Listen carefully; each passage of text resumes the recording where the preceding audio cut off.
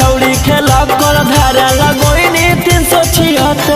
आगे देख ले बउले तो जे हमारा से छौड़ी टक्कर आगे देख ले बउले तो जे हमारा से छौड़ी टक्कर जोगे जोगे छौड़ी खेला कर धारा लगोइनी 376 जोगे जोगे छौड़ी खेला कर धारा लगोइनी 376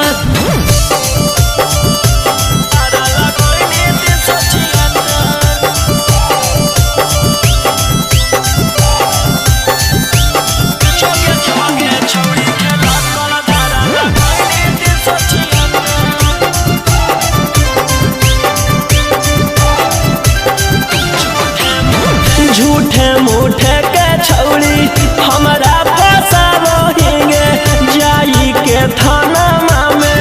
रिपोर्ट लिखावोहिंगे झूठे मूठे के छौड़ी हमारा फसावोहिंगे जाई के थाना में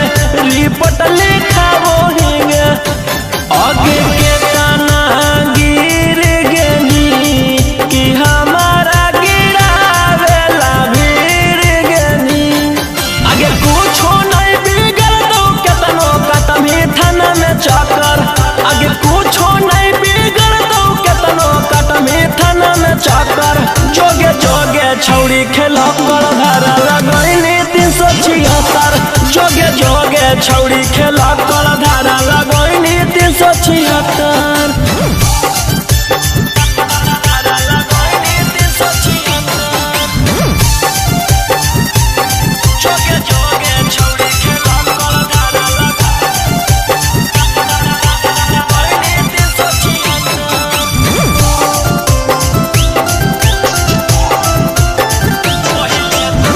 पहिले तू कोइनी भाषण